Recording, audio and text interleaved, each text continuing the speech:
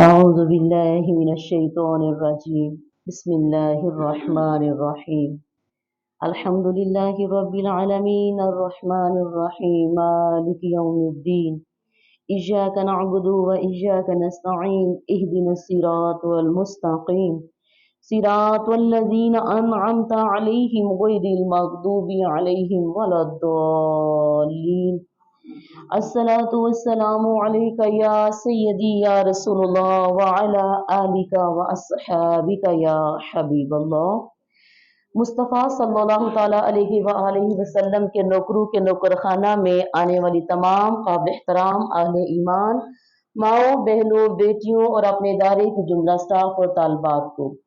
پیار محبت اور امن کا پیغام سلام پیش کرتی ہوں۔ السلام علیکم ورحمۃ اللہ وبرکاتہ۔ ایمان والیو، آج دورہ سیرت النبی صلی اللہ تعالی علیہ وآلہ وسلم کے کھلی دعوت و تبلیغ کا جو تیسرا اور آخری مرحلہ ہے اس کی طرف ہم جائیں گے۔ دیکھتے ہیں کہ بیرون مکہ یعنی کہ مکہ کے باہر جو دعوت اسلامی تھے اس کے مناظر کیا ہیں۔ ایمان والی رسول اللہ صلی اللہ تعالی علیہ وآلہ وسلم آپ نے طائف کی طرف اپنا رخ موڑا اور وہاں پر 10 دن قیام فرمایا۔ اس دوران آپ صلی اللہ تعالی علیہ وآلہ وسلم نے ایک ایک سردار کے پاس گئے اور ہر ایک سے گفتگو کی، لیکن سب کا ایک ہی جواب تھا کہ تم ہمارے شہر سے نکل جاؤ، بلکہ انہوں نے اپنے اوباشوں کو شہ دے دی۔ چنانچہ جب آپ صلی اللہ تعالی علیہ وآلہ وسلم نے واپسی کا قصد فرمایا تو یہ اوباش گالیاں دیتے، تالیاں بجاتے، شور مچاتے اور آپ صلی اللہ تعالی علیہ وآلہ وسلم کے پیچھے لگے رہتے، اور دیکھتے دیکھتے اتنی بھیڑ وہاں پر جمع ہو گئی کہ آپ صلی اللہ تعالی علیہ وآلہ وسلم کے راستے کے دونوں جانب لائن لگ گئی۔ پھر گالیوں اور بد زبانیوں کے ساتھ ساتھ پتھر بھی چلنے لگے، جس سے نبی صلی اللہ تعالی علیہ وآلہ وسلم کی ایڑی مبارک پر اتنے زخم آئے کہ دونوں جوتے آپ کے خون سے تربتر ہو گئے۔ ادھر حضرت زید بن حارث ڈھال بن کر چلتے ہوئے پتھروں کو روک رہے تھے، جس سے ان کے سر میں کئی جگہ چوٹ آئی، لیکن بدمعاشوں نے یہ سلسلہ برابر جاری رکھا، یہاں تک کہ آپ صلی اللہ تعالی علیہ وآلہ وسلم کو عقبہ اور شبینہ ابنائے ربیعہ کے ایک باغ میں پناہ لینے پر مجبور کر دیا گیا۔ ایمان والیوں، یہ باغ طائف سے 3 میل کے فاصلے پر واقع تھا۔ ذی القعدہ سن 10 نبوت میں رسول اللہ صلی اللہ تعالی علیہ وآلہ وسلم طائف سے مکہ تشریف لائے اور یہاں افراد اور قبائل کو پھر سے اسلام کی دعوت دینی شروع کی۔ چونکہ موسم حج قریب تھا، اس لیے فریضہ حج کی ادائیگی کے لیے دور و نزدیک ہر جگہ سے پیدل اور سواروں کی آمد شروع ہو چکی تھی۔ رسول اللہ صلی اللہ تعالی علیہ وآلہ وسلم نے اس موقع کو غنیمت سمجھا اور ایک ایک قبیلے کے پاس جا کر اسلام کی دعوت دی، جیسا کہ نبوت کے 4تھے سال سے آپ صلی اللہ تعالی علیہ وآلہ وسلم کا معمول تھا۔ اس کے بعد ہم دیکھتے ہیں کہ وہ 6 سعادت مند روحیں یثرب کی کون سی ہیں۔ ایمان والیوں، 11ویں سن نبوت کے موسم حج میں اسلامی دعوت کو چند کار آمد بیج دستیاب ہوئے، جو دیکھتے دیکھتے سر و قامت درختوں میں تبدیل ہو گئے، اور ان کی لطیف اور گھنی چھاؤں میں بیٹھ کر مسلمانوں نے برسوں ظلم و ستم کی تپش سے راحت محسوس کی، انہیں راحت ملی۔ یہ یثرب کے 6 جوان تھے اور یہ سب کے سب قبیلہ خزرج سے تعلق رکھتے تھے۔ ان کے نام یہ ہے کہ اسد بن زرع، عوف بن حارث بن رافع بن مالک بن عجلان، قطبہ بن عامر بن حدیدہ، عقبہ بن عامر بن نابی اور حارث بن عبداللہ بن رعاب۔ ایمان والیوں، پھر اسی سال شوال سن 11 نبوت میں رسول اللہ صلی اللہ تعالی علیہ وآلہ وسلم نے حضرت عائشہ صدیقہ رضی اللہ تعالی عنہا سے نکاح فرما لیا۔ ایمان والیوں، نبی صلی اللہ تعالیٰ علیہ وآلہ وسلم کی دعوت و تبلیغ ابھی کامیابی اور ظلم و ستم کے اس درمیانے مرحلے سے گزر رہی تھی، اور افق کی دور دراز پہنائیوں میں دھندلے تاروں کی جھلک دکھائی شروع ہو چکی تھی کہ اسراء اور معراج کا واقعہ پیش ہے، یعنی کہ معراج النبی صلی اللہ تعالیٰ علیہ وآلہ وسلم کا واقعہ پیش آیا۔ اب چلتے ہیں کہ دیکھیں کہ پہلی جو بیعت عقبہ تھی اس کا ہم جو مختصر جائزہ کیا آپ کے سامنے رکھ رہے ہیں۔ جیسے کہ میں آپ کو پہلے بتا چکی ہوں کہ نبوت کے 11ویں سال میں سال موسم حج میں یثرب کے 6 آدمیوں نے اسلام قبول کر لیا تھا، اور رسول اللہ صلی اللہ تعالیٰ علیہ وآلہ وسلم سے وعدہ کیا تھا کہ اپنی قوم میں جا کر آپ صلی اللہ تعالیٰ علیہ وآلہ وسلم کی رسالت کی تبلیغ کریں گے۔ اس کا نتیجہ ایمان والیوں یہ ہوا کہ اگلے سال جب موسم حج آیا، یعنی ذی الحج 12 نبوی، تو وہ 12 آدمی نبی صلی اللہ تعالیٰ علیہ وآلہ وسلم کی خدمت میں حاضر ہوئے۔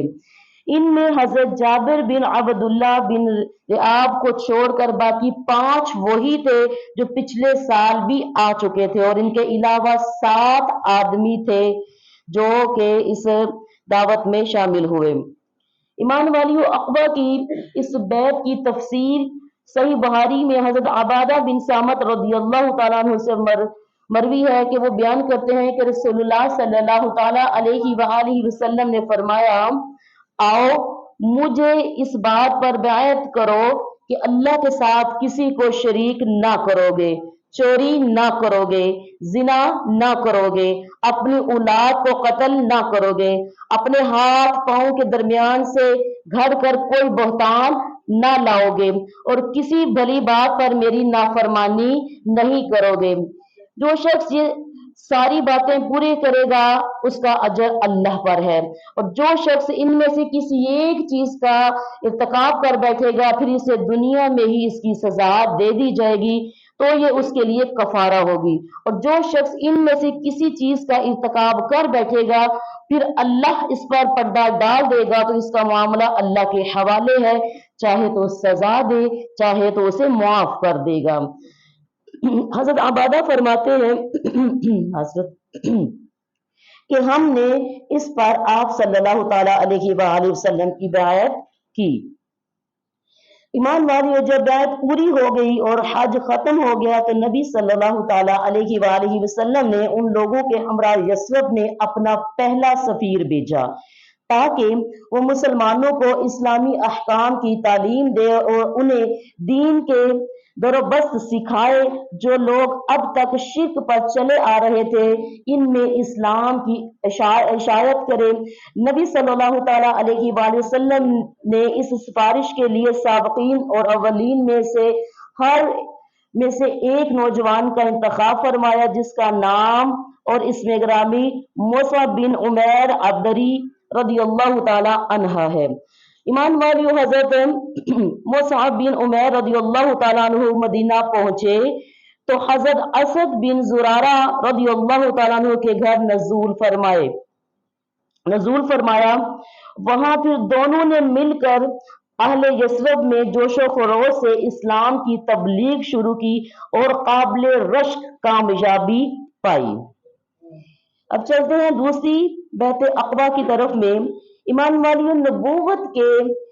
13ویں سال موسم حج میں یثرب کے 70 سے زیادہ مسلمان فریضہ حج کی ادائیگی کے لیے مکہ تشریف لائے۔ بیعت سے پہلے نبی صلی اللہ تعالیٰ علیہ وآلہ وسلم نے قرآن پاک کی تلاوت کی، اللہ کی طرف دعوت دی اور اسلام کی ترغیب دی، اور اس کے بعد بیعت شروع کی۔ بیعت کی دفعات بھی آپ کے سامنے رکھ دیتے ہیں۔ حضرت جابر کا بیان ہے کہ ہم نے عرض کی کہ اے اللہ کے رسول صلی اللہ تعالیٰ علیہ وآلہ وسلم،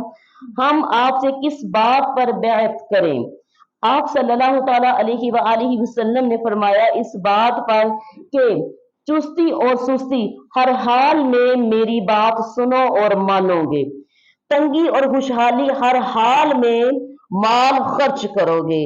بھلائی کا حکم دو گے اور برائی سے روکو گے، اللہ کی راہ میں اٹھ کھڑے ہو گے اور اللہ کے معاملے میں کسی ملامت گھر کی ملامت کی پرواہ نہ کرو گے، اور جب میں تمہارے پاس آ جاؤں تو تم میری مدد کرو گے، اور جس چیز سے اپنی جان اور اپنے بچوں کی حفاظت کرتے ہو اس سے میری بھی حفاظت کرو گے اور تمہارے لیے جنت ہے۔ ایمان والیوں، جب بیعت مکمل ہو چکی تو رسول اللہ صلی اللہ تعالی علیہ وآلہ وسلم نے یہ تجویز رکھی کہ 12 سربراہ منتخب کر لیے جائیں جو اپنی اپنی قوم کے نقیب ہوں، اور اس بیعت کی دفعات پر عمل درآمد کے لیے اپنی قوم کی طرف وہی ذمہ دار ہوں گے اور مکلف ہوں گے۔ آپ صلی اللہ تعالیٰ علیہ وآلہ وسلم کے اس ارشاد کو فوراً ہی نقیبوں کا عمل انتخاب میں آ گیا۔ 9 خزرج میں سے منتخب کیے گئے افراد اور 3 اوس میں سے افراد کو منتخب کیا گیا۔ ایمان والیوں، معاہدہ جب مکمل ہو چکا تھا اور اب لوگ بکھرنے والے ہی تھے کہ شیطان کو اس کا پتہ چل گیا، چونکہ یہ انکشاف بالکل آخری لمحات میں اسے ہوا تھا اور اتنا موقع نہ تھا کہ وہ یہ خبر چپکے سے قریش پہنچا دے، اور وہ اچانک اس اجتماع کے شرکا پر ٹوٹ پڑے اور انہیں گھاٹی ہی میں جا لے۔ اس لیے شیطان نے جھٹ ایک اونچی جگہ جا کر نہایت بلند آواز سے، جو شاید ہی پہلے کبھی سنی گئی ہو، یہ پکار لگائی، اے خیمے والو، محمد صلی اللہ تعالی علیہ وسلم کو دیکھو، اس وقت وہ بددین اس کے ساتھ ہے اور تم سے لڑنے کے لیے جمع ہے۔ رسول اللہ صلی اللہ تعالی علیہ وآلہ وسلم نے فرمایا، یہ اس گھاٹی کا شیطان ہے، او اللہ کے دشمن سن، اب میں تیرے لیے جلد ہی فارغ ہو رہا ہوں۔ اس کے بعد نبی صلی اللہ تعالی علیہ وآلہ وسلم نے لوگوں سے فرمایا کہ وہ اپنے ڈیروں پر چلے جائیں۔ ایمان والیوں، یہ خبر جب قریش کے کانوں تک پہنچی تو غم و الم کی شدت اور ان کے اندر کوہرام مچ گیا، کیونکہ اس جیسی بیعت کے جو نتائج ان کے جان و مال پر مرتب ہو سکتے تھے ان کا انہیں اچھی طرح اندازہ تھا۔ چنانچہ صبح ہوتے ہی ان کے روسا اور اکابر مجرمین کے ایک بھاری بھرکم وفد نے اس معاہدے کے خلاف سخت احتجاج کے لیے اہل یثرب کے خیموں کا رخ کر لیا اور لوگوں کو ڈرانا دھمکانا وغیرہ شروع کیا، لیکن چونکہ مشرکین خزرج اس بیعت کے بارے میں سرے سے کچھ جانتے ہی نہ تھے، کیونکہ یہ مکمل رازداری کے ساتھ رات کی تاریکی میں زیر عمل آئی تھی، اس لیے مشرکین نے اللہ کی قسم کھا کر یقین دلایا کہ ایسا کچھ ہوا ہی نہیں ہے۔ اب باقی رہے مسلمان تو انہوں نے کنکہوں سے ایک دوسرے کو دیکھا اور چپ سادھ لی، ان میں سے کسی نے ہاں یا نہ کے ساتھ زبان نہیں کھولی۔ آخر روسا قریش کا رجحان یہ رہا کہ مشرکین کی بات سچ ہے، اس لیے وہ نامراد واپس چلے گئے۔ ایمان والیوں، روسا جو مکہ تقریباً اس یقین کے ساتھ پلٹے تھے کہ یہ خبر غلط ہے، لیکن اس کی قریب میں وہ برابر لگے ہوئے تھے۔ بالآخر انہیں یقینی طور پر معلوم ہو گیا کہ یہ خبر صحیح ہے اور بیعت ہو چکی ہے، لیکن یہ پتہ اس وقت چلا جب حجاج اپنے اپنے وطن روانہ ہو چکے تھے، اس لیے ان سواروں کی تیز رفتاری سے اہل یثرب کا پیچھا کیا، لیکن موقع نکل چکا تھا۔ البتہ انہوں نے سعد بن عبادہ اور منذر بن عمر کو دیکھ لیا اور انہیں جا کھریدا، لیکن منذر زیادہ تیز رفتار ثابت ہوئے اور نکل بھاگے، البتہ سعد بن عبادہ کو پکڑ لیا گیا۔ اب کچھ ذکر ہم کرتے ہیں کہ ہجرت کے جو اول دستے کے لوگ تھے ان کا ذکر بھی کرتے ہیں۔ ایمان والیوں، جب دوسری بیعت عقبہ مکمل ہو گئی، اسلام کفر و جہالت کے لقودق صحرا میں اپنے ایک वतन की बुनियाद रखने में कामयाब हो गया। और ये सबसे अहम कामयाबी थी जो इस्लाम ने अपनी दावत के आगाज से अब तक हासिल की थी। तो रसूलुल्लाह सल्लल्लाहु ताला अलैहि व आलिहि वसल्लम ने मुसलमानों को इजाजत मरहमत फरमाई कि वो अपने इस नए वतन की तरफ हिजरत कर जाएं। और इन हिजरत करने वालों में सबसे पहले हजरत अबू सलमा रदियल्लाहु ताला अन्हा थे, दूसरे हजरत सुहैब रदियल्लाहु ताला अन्हा थे, तीसरे नंबर पर हजरत उमर बिन खताब, अयाश बिन अबी रबिया और हशाम बिन आस बिन वाइल ने आपस में तय किया कि फलां जगह सुबह सुबह इकट्ठे होकर वहीं से मदीना की हिजरत की जाएगी। हजरत उमर और अयाश तो वक्त मुकर्रर पर आ गए, लेकिन हशाम को कैद कर लिया गया। ये था आज का हमारा दावत व तबलीग के हवाले से जो जिक्र था, तीसरा मरहला है और उसका जो मुख्तसर जायजा मैंने आपके सामने रखा। अल्लाह सुब्हाना व तआला हमारे दीन इस्लाम की सरबुलंदी को जिस तरह उसने बुलंद रखा है, हमें भी उसी तरह बुलंद रखने की तौफीक अता फरमाए। वस्सलाम फी अमानिल्लाह।